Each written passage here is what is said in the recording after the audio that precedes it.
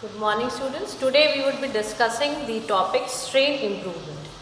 Now, what is the importance of this topic? As we already have been discussing that the very purpose of bioprocess engineering or industrial biotechnology is to enhance the production of metabolites from microorganisms. So, we can enhance the production of microorganisms by making changes in the growth conditions,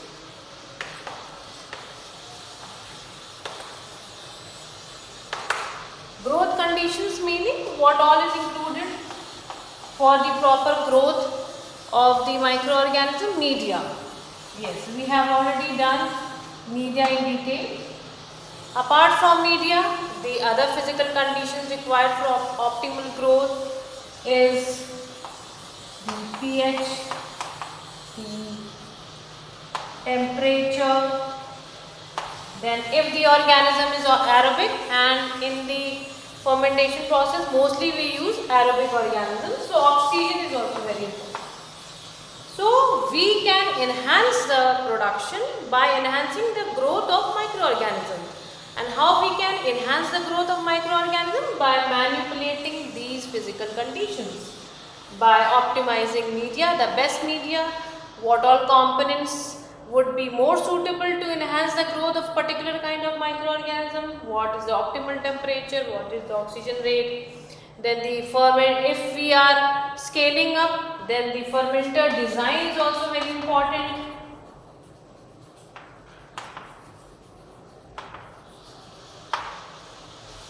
So all these factors can contribute towards the enhanced growth of biomass and finally to enhance production of metabolites. But and among these factors, this media optimization is very important. Why it is important? For enhanced production of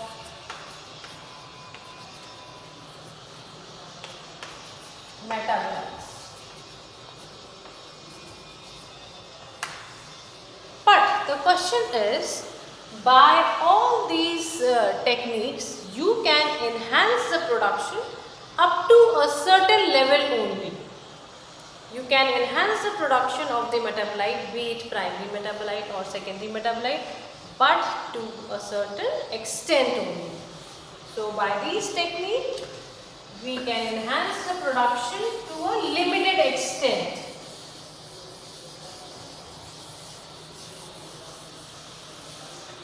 But if we want to go beyond the biological potential of the organism, every organism is given a potential to produce the metabolite by nature, which is called as the biological potential.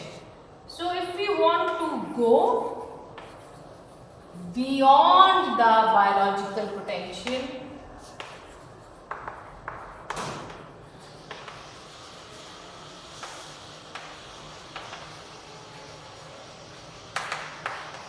then what we have to do?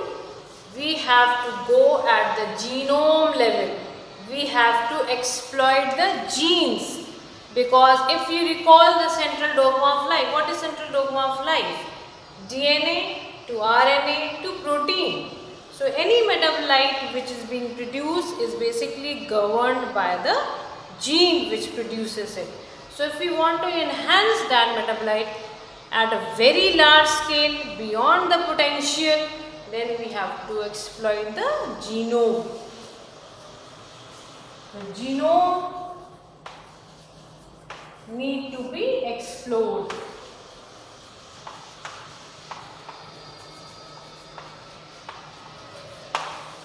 So here in this particular topic, so strain improvement, we would be learning techniques how to manipulate the genetic composition of the organism in order to enhance the production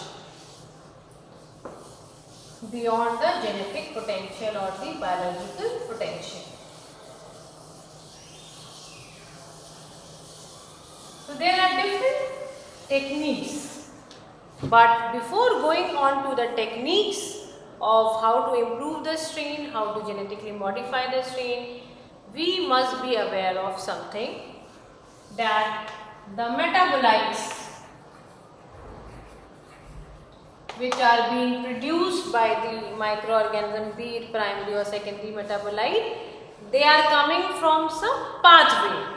So metabolite is being synthesized by a biochemical pathway. So these metabolites, they are a result of biochemical pathway.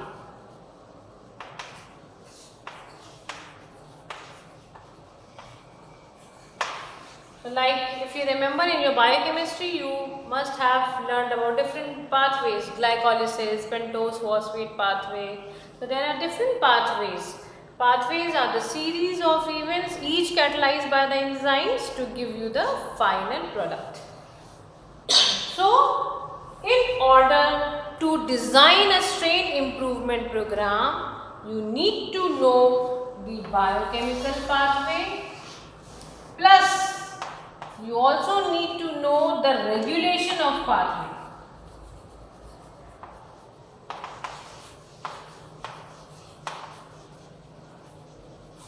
If you remember in your biochemistry, every pathway is regulated. If it is not regulated, that pathway will go on and your end product would be overproduced. Anything is in excess is not good for that organism. So everything is to be produced in the amount required by the body of the humans, of the micro. Anything in excess would be toxic. So there is a regulation. When something, the end product becomes in excess, then there is a certain regulatory pathway which triggers and controls the pathway so that the end product stops the synthesis. So that is the regulation of the pathway. So for designing the strain improvement program, we need to know the biochemical pathway firstly and then the regulation of the pathway. Now this regulation is very important here. Now here we want to enhance the production of the pathway.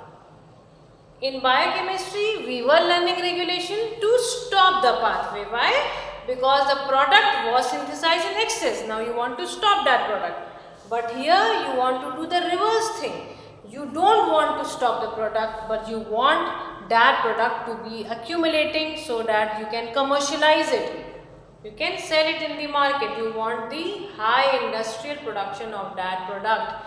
So to do that, you have to uplift the pathway. You have to do something, adopt some techniques which removes the regulation part. So here in this we would be learning the methods how to remove the regulation so that a particular intermediate of any pathway is synthesized at a large scale, it accumulates. So for that we need to know different mechanisms of regulations. You must have heard about feedback inhibition.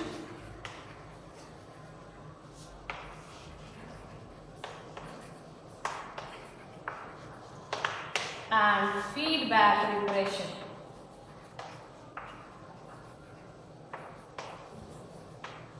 These are the two very common mechanisms of pathway regulation.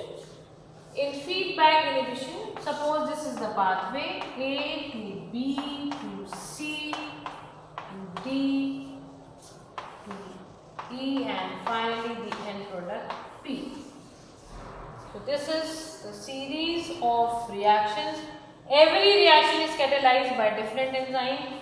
Suppose this is first enzyme, second enzyme, third enzyme, fourth enzyme and so on. So there are different steps. Each step is catalyzed by different enzyme. This is the starting product. This is the end product. These are the intermediates of the pathway. Now, when P is produced in excess, when P becomes in excess meaning in the amount in which it is required by the organism, a little more than that amount is called the excess amount. So that excess amount will go and bind to the active Here in this case X1.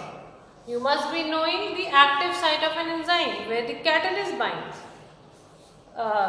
So here where the substrate binds, sorry.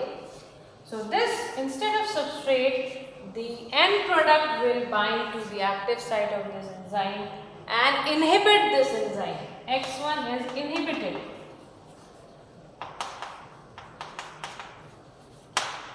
It is no longer functional. So what will happen? This cycle will stop. The pathway will stop because the first enzyme is inhibited. Pathway stops. So this is the mechanism of feedback inhibition, where the end product, when it is in excess, is bind to the first enzyme and stops the pathway. Now here we can use the concept of feedback inhibition for strain improvement. Now feedback repression. Inhibition was at the enzymatic level and repression is at the genetic level.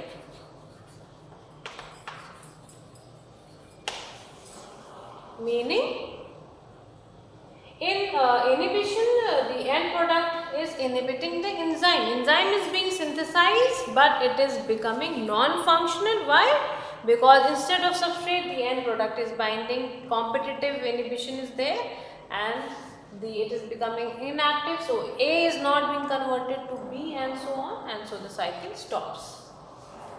Repression is at the genetic level. That means the end product binds to the you can say the ribosome binding site, or it stops the transcription or the translation of the protein. So that enzyme is not being synthesized.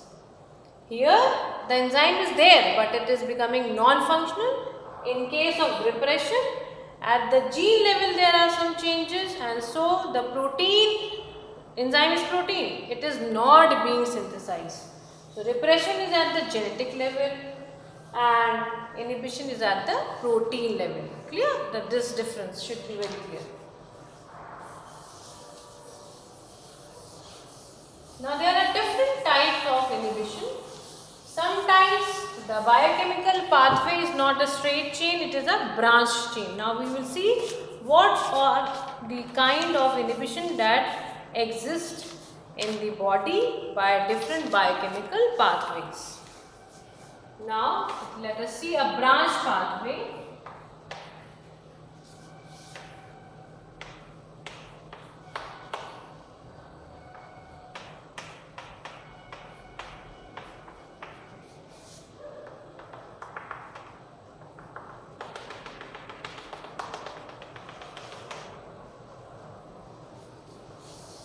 These dotted lines are showing the feedback control.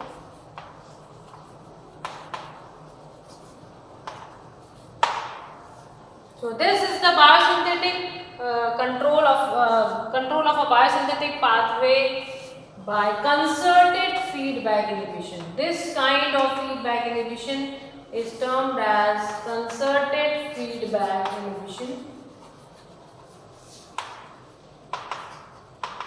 Here you can see that the inhibition of the first enzyme, which is converting A to B, is due to the concerted effort of D and F. When both are in excess, they both are joining hands and inhibiting the first enzyme. So not one end product but two end products are responsible for stopping the chain. Concerted effect, okay? Concerted feedback inhibition, or it is also called as multivalent feedback control. Now the second case,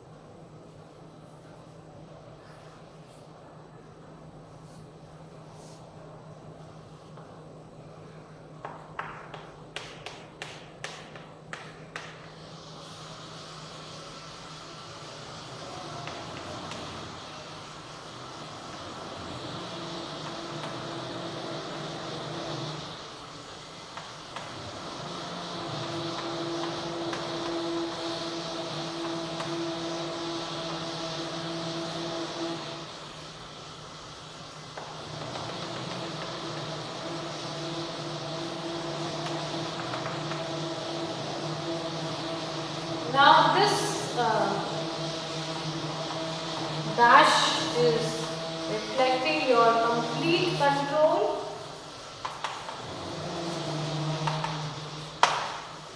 And this cross line is depicting the partial control. And this is the control of a biosynthetic pathway by cooperative control.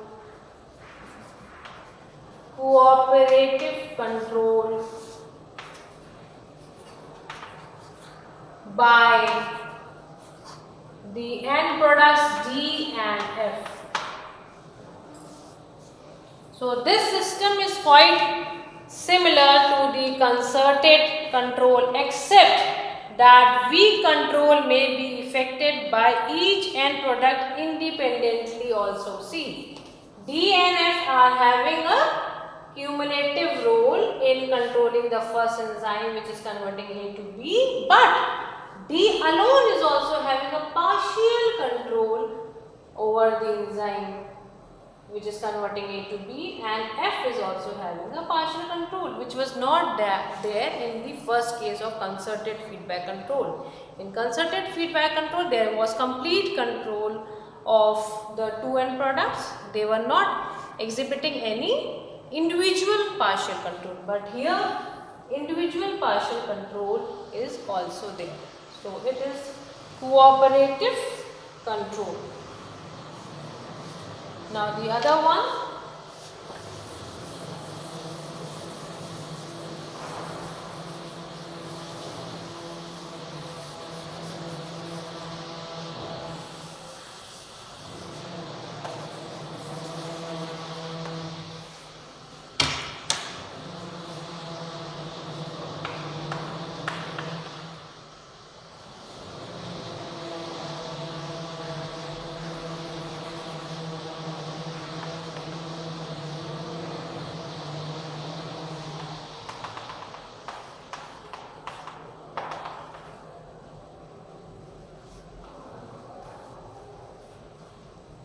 now this is an example of cumulative feedback control.